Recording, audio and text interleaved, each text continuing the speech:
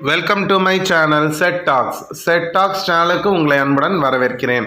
இன்றைக்கி மணி சேவிங் ரிலேட்டடான ஒரு கண்டென்ட் தான் ஃப்ரெண்ட்ஸ் பார்க்க போகிறோம். நம்ம செலவை எப்படி கட்டுப்படுத்தி பணத்தை சேமிக்கிறதுக்கு ஃபஸ்ட்டு செய்ய வேண்டிய ஒரு சின்ன ஸ்டெப்பு அதை தான் பார்க்க போகிறோம். அதை நம்ம ஃபஸ்ட்டு பண்ணிட்டோம் அப்படின்னாலே ஒரு 25% நம்ம பணத்தை சேமிச்சிடலாம். அந்த கண்டென்ட்டை ஒர்க்கிங் டே ரொட்டீன் விலாகாக பார்க்கலாம். மார்னிங் 5 AM நைட்டு 10 PM வரைக்கும் உள்ள ரொட்டீனோட சேர்ந்து இந்த கண்டென்ட்டை நம்ம டிஸ்கஸ் பண்ணலாம். நிறைய பேர் ஒர்க்கிங் டே ரொட்டீன் போடுங்க, மார்னிங் எப்படி நீங்கள் கிளம்புறீங்க, எவ்வளோ சீக்கிரத்துக்குள்ளே சமைக்கிறீங்க அப்படின்னு சொல்லிட்டு அதையும் கேட்குறீங்க. ஸோ அதனால் ரெண்டையுமே நான் மிக்ஸ் பண்ணி போடுறேன். ஸோ நம்ம இந்த ரொட்டீன் விலாக் ஓடும்போதே நம்ம சேவிங்ஸை பற்றியும் நம்ம பேசிடலாம். எனக்கு பார்த்திங்கன்னா ஃபஸ்ட்டு நான் சேவிங்ஸில் கற்றுக்கிட்ட ஃபஸ்ட்டு விஷயம் இதுதான். என்னோடய செலவை கட்டுப்படுறதுக்கு பெரிய செலவை கட்டுப்படுத்தி ரொம்ப நான் பெரிய விஷயம்லாம் பண்ணல. நான் ஃபஸ்ட்டு பண்ண ஸ்டெப்பு இது தான். செலவை கட்டுப்படுத்தி பணம் சேமிக்கிறதுக்கு நான் ஃபஸ்ட்டு செஞ்சக்கூடிய சின்ன ஸ்டெப்பு. வாங்க நம்ம வீடியோக்குள்ளே போயிடலாம். ஸோ மார்னிங் எப்போதும் போல் 4:45 எந்திரிச்சாச்சு. 4:45 எந்திரிச்சு ஒர்க்கை ஸ்டார்ட் பண்ணியாச்சு. நான் வீடியோ கிட்டத்தட்ட ஒரு 5 மணிக்கு மேலே மார்னிங் வீடியோ எடுத்தேன். பார்த்திங்கன்னா இப்போவே எவ்வளோ வெளிச்சமாக இருக்குதுன்னு பாருங்கள். 5 மணிக்கு எவ்வளோ இருட்டாக இருக்கும் முன்னாடியெல்லாம். இப்போ பாருங்கள் வெளிச்சம் அதிகமாக தான் இருக்குது. எனக்கு வெளிச்சம் வரதை பார்த்தோன்னே பயந்து வந்துடும். அப்பப்போ டைமை பார்த்துப்பேன். ஏன்னா 6:15 நான் வீட்டை விட்டு கிளம்பி ஆகணும். ஸோ மார்னிங் பார்த்திங்கன்னா எந்திரிச்ச உடனே ஃபஸ்ட்டு வேலை காஃபி. ஸோ முதல்ல காஃபி குடிச்சிட்டு தான் அந்த டேவே ஸ்டார்ட் ஆகும். வாங்க இப்போ நம்ம கண்டென்ட்டுக்குள்ளே போயிடலாம். நம்ம சிக்கனமாக இருக்கணும் அப்படின்னு நம்ம நினைப்போம். அதுக்கு ஃபஸ்ட்டு பெரிய செலவை கட்டுப்படுத்துறது அதெல்லாமே பண்ணுறதை காட்டிலும் ஃபஸ்ட்டு நம்ம செய்யக்கூடிய விஷயம் என்ன தெரியுமா? நம்ம அனாவசியமாக செய்யக்கூடிய சிறு செலவுகள். நம்ம அதை பற்றி யோசிக்கவே மாட்டோம். இதில் என்ன பெருசாக நஷ்டம் வந்துருப்போதுன்னு நினப்போம். அதை நீங்கள் உட்காந்து நல்லா யோசித்து பார்த்தீங்கன்னா தெரியும், ஆஹா நம்ம இந்த இடத்துல தப்பு பண்ணியிருக்கோம் அப்படின்னு சொல்லிட்டு. இடையில பார்த்திங்கன்னா நிறைய பேர் சொல்லியிருந்தீங்க, நீங்கள் நிறைய கீரை சேர்த்துக்கங்க அப்படின்னு சொல்லிட்டு. கீரை சேர்த்துக்காமல் இருக்காதீங்க, ரெகுலராகவே கீரை சேர்த்துக்கங்க அப்படின்னு சொல்லியிருக்கீங்க. நிறைய சப்ஸ்கிரைபர் கமெண்ட் பண்ணியிருந்தீங்க. ஸோ அதனால் நாங்கள் வாரத்தில் ஒரு 2-3 நாள் இல்லை 4 நாள் கூட கீரை சேர்த்துக்கலான்னு சொல்லி பிளான் பண்ணி தான் இப்போ முந்தின நாள் நைட்டே க்ளீன் பண்ணி வச்சுட்டு காலைல எழுந்திரிச்சு சமைக்கிறோம். ஏன்னா 1 ஹவருக்குள்ளே சமைக்கணும் இல்லையா, அதனால. ஸோ நிறைய பேர் டிப்ஸ் கொடுக்குறீங்க, ரொம்ப தேங்க்ஸ் ஃப்ரெண்ட்ஸ். இப்போ நான் என்ன மாதிரி சிறு செலவுகள் அப்படிங்கிறத வேணால் நான் தனி வீடியோவாக நான் போடுறேன் வித் அமௌண்ட்டோட. நான் சும்மா ஜென்ரலாக டிஸ்கஸ் பண்ணுவோம். ஃபார் எக்ஸாம்பிள் இப்போ ₹1 ஒரு ₹100 ஏதாவது ஒரு செலவு நம்ம அடிக்கடி பண்ணுறதை பெருசாக நினைக்க மாட்டோம். இப்போ ஏதாவது அது வாங்குங்களேன், இது வாங்கலாமே அப்படின்னு சொல்லிட்டு வீட்டில் பிள்ளைங்களோ இல்லை வேறு பெரியவங்களோ கேட்கும்போது ₹50 தானே பரவாயில்ல அப்படின்வோம். ₹20 தானே, ₹10 தானே, ₹1 ₹5 தானே அப்படின்னு. ₹100 வரைக்கும் இந்த மாதிரி வார்த்தைகள் நம்ம இப்போ சொல்லியிருப்போம். ₹100 தானே பரவாயில்ல பார்த்துக்கலாம். அந்த ₹100 மேலே போகிறப்ப தான் நம்ம என்ன பண்ணுவோம், கொஞ்சம் கவனமாக இருப்போம். ₹150 ₹200 அப்படின்னு மிடில் கிளாஸ் அப்படி தான் யோசிப்போம். நம்ம இந்த ₹100 அப்படின்னா ஓகே, பெருசாக அது ஒன்றும் நம்ம சேமிப்பை பாதிக்காது, செலவை ரொம்ப கொண்டு போகாது அப்படின்னு நம்ம நினப்போம்.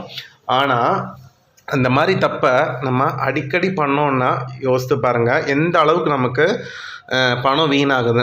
ஒரு எக்ஸாம்பிள், ₹10 தானே அப்படின்னு நம்ம சொல்லுவோம். ₹10 தானே அப்படின்னு சொல்லி ஒரு வருஷத்தில் நீங்கள் 365 நாள் சொல்லி பாருங்கள், ₹10 தானே ₹10 தானேன்னு. நீங்கள் ₹10 ஒரு நாளைக்கு நீங்கள் ₹10 வேஸ்ட் பண்ணாலும், அதாவது தேவையில்லாத சிறு செலவுகளில் நீங்கள் வேஸ்ட் பண்ணாலும் ஒரு வருஷத்துக்கு நீங்கள் ரெகுலராக பண்ணிங்கன்னா ₹3650 செலவாகிருக்கும். ₹50 தானே போயிட்டு போகுது அப்படின்னு சொல்லுவோம். நம்ம ஒரு தடவை பண்ணிவிட்டு விட்டோம்னா பிரச்சனை கிடையாது. இந்த ₹50 நீங்கள் 100 தடவை செலவு பண்ணி பாருங்கள், வீணாக ₹5000 போயிடும். இதுதான் ஃப்ரெண்ட்ஸ், இதுதான். ஏதோ ஒரு படத்தில் கூட அந்த டைலாக் வரும், 5 பைசா திருடினா தப்பா, 5 பைசாவை 5 லட்சம் பேர் 5 லட்சம் தடவை திருடினா தப்பா அப்படிங்கிறப்ப பெரிய தப்பு மாதிரி. அதே கான்செப்ட் தான். நம்ம பணத்தை சேமிக்கணும், நம்ம சிக்கனமான ஒரு லைஃப்குள்ளே போகணும் அப்படின்னு நம்ம நினைக்கிறப்ப நீங்கள் ஃபஸ்ட்டு செய்ய வேண்டிய விஷயம், தேவையில்லாமல் செய்யக்கூடிய சின்ன செலவுகள் என்ன பண்ணுறீங்கன்னா, நீங்கள் ₹1 ₹10 கணக்கில் வச்சுருந்தீங்கனாலே கண்டுபிடிச்சிடலாம். இதே மாதிரி தான் சேமிப்பும். சிறு சேமிப்பை நீங்கள் அதிகமாக பண்ணிங்கன்னா பெருந்தொகை வரும். அதே மாதிரி சிறு செலவை அதிகமாக பண்ணிங்கனாலும் அதிகமான பண நஷ்டம் உண்டாகும். இதில் மாற்று கருத்தே கிடையாது. நம்ம இங்கே விட்டுருவோம். பெரிய பணக்காரங்கள்லாம் இந்த விஷயத்தில் தான் ஜாக்கிரதையாக இருப்பாங்க ஃப்ரெண்ட்ஸ். ஏன் அப்படின்னா அவங்க ஒத்த பைசாவை கூட அவங்க வேஸ்ட் பண்ண மாட்டாங்க. இதுதான் விஷயம். ஏன்னா நம்ம செலவு பண்ணுறப்ப அப்படிங்கிறப்ப தேவையான செலவு பண்ணுறதுக்கு தான் நம்ம சம்பாதிக்கிறோம், சேமிக்கிறோம் எல்லாமே. ஆனால் நீங்கள் அது ஒரு தேவையில்லாத செலவு, அது ₹1 இருந்தாலும் 1,00,000 இருந்தாலும் அது தேவையில்லாத செலவுனா அது தேவையில்லாத செலவு தான். அதை வந்து நம்ம மைண்டில் ஏற்றிக்கணும். ஸோ இனிமேல் நம்ம வந்து தேவையில்லாத சின்ன செலவாக இருந்தாலும் பண்ண மாட்டேன் அப்படின்னு ஒரு முடிவு எடுத்து பாருங்கள். அட்லீஸ்ட் ஒரு கணிசமான அமௌண்ட் வந்து நமக்கு சேரும். காலையில் நான் ரெடி ஆகிடுச்சு, எல்லாமே பேக் பண்ணியாச்சு ஃப்ரெண்ட்ஸ். இன்றைக்கி வந்து கீரை கடையல், ஒயிட் ரைஸு நீங்கள் பார்த்துருப்பீங்க. தொட்டுக்க வந்து பார்த்திங்கன்னா எனக்கு செய்கிறதுக்கு டைம் இல்லை, அதனால் பருப்பு வடை வாங்கிக்கலாம் கேன்டீனில் அப்படின்னு சொல்லிட்டு நான் கிளம்பிட்டேன். மற்றவங்கெல்லாம் வந்து பார்த்திங்கன்னா உருளைக்கிழங்கு வறுத்துக்கிறாங்க. ஸோ எனக்கு வேணாம் அப்படின்னு சொல்லிட்டு எனக்கு டைம் ஆகிடுச்சு, 6:10 ஆகிடுச்சு. கிளம்பி பஸ் ஏறணும் அப்படிங்கிறதுக்காக டக்குன்னு வேகமாக கிளம்பி பஸ்ஸில் ஏறி உட்காந்தாச்சு ஃப்ரெண்ட்ஸ். பஸ்ஸில் ஏறி உட்காந்ததுக்கப்புறம் தான் கொஞ்சம் திருப்தி வரும். காலேஜில் பயோமெட்ரிக் வச்சதுக்கப்புறம் தான் அந்த நாளே என்னவோ, அதுக்கப்புறம் தான் டென்ஷன் ஃப்ரீயாக போகும். காலையில் வந்து இந்த மாதிரி பசுமையாக ஒரு ட்ராவல் பண்ணிக்கிட்டே போகிறது வந்து நல்லா தான் இருக்குது. மோஸ்ட்லி வந்து பஸ்ஸில் போகிறப்ப அந்த 3/4 மணி நேரம் ஃப்ரீயாக இருக்கும்.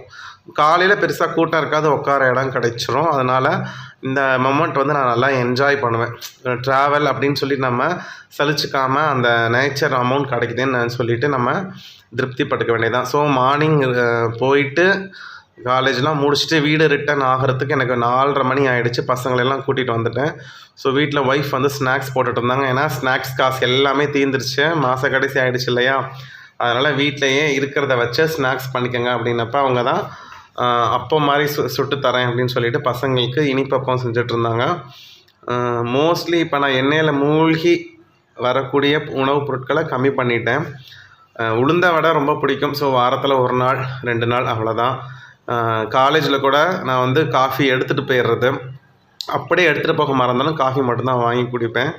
ஸோ பசங்களுக்காக இந்த அப்பம் செஞ்சாங்க ஈவினிங். இப்படி தான் வந்து அன்னைக்கு ஒர்க்கிங் டே போச்சு. ஸோ இந்த நான் சொல்கிற கான்செப்ட் எத்தனை பேர் வந்து நீங்கள் அக்ரி பண்ணுறீங்கன்னு சொல்லுங்கள். சிறு சிறு செலவுகளை, தேவையில்லாத செலவுகளை நம்ம பண்ணும் பொழுது நமக்கு பணம் நஷ்டமாகிறதே நமக்கு தெரியாது. ஆனால் அதை நீங்கள் கண்டுபிடிச்சி என்னென்ன பண்ணுறோம் அப்படிங்கிறத கண்டுபிடிச்சி அதை செய்யாமல் அந்த தொகையை மாறாக நீங்கள் சேமிச்சுட்டு வந்தீங்கன்னா அந்த வருஷ கடைசியில் உங்கள் கையில் ஒரு பெருந்தொகை இருக்கும். அதனால தான் வந்து நான் மணி சேவிங்ஸ் சேலஞ்செல்லாம் நான் பண்ண ஆரம்பிச்சிருக்கேன். அது பண்ணது மூலமாக தான் வந்து எனக்கே தெரிய வந்துச்சு. ஸோ ஒவ்வொரு செலவு செய்யும் பொழுது ஒரு தொகை எடுத்து வைக்கணும் அப்படிங்கிறப்ப, அப்போ செலவு பண்ணால் நம்ம ஒரு தொகை எடுத்து வைக்கணும் அப்படிங்கிற ஒரு ஒழுக்கம் எனக்கு வந்துருச்சு. அப்போ ஆட்டோமேட்டிக்காக நான் என்ன செய்கிறேன், தேவையில்லாத செலவை செய்ய மாட்டேன். ஏன்னா என்கிட்ட இருக்கிற பணத்தை நான் செலவு பண்ணுறதுக்காக தான் வச்சுருக்கணும். எல்லா அமௌண்ட்டையுமே நான் செலவு பண்ணிட்டேன், சேமிச்சுட்டே இருந்தேன்னா என்னால் செலவு பண்ண முடியாது. அப்போ செய்கிற செலவு வந்து எனக்கு ஆட்டோமேட்டிக்காக கண்ட்ரோல்டு செலவாக வருது, தேவையுள்ள செலவாக நான் பண்ணுறேன்.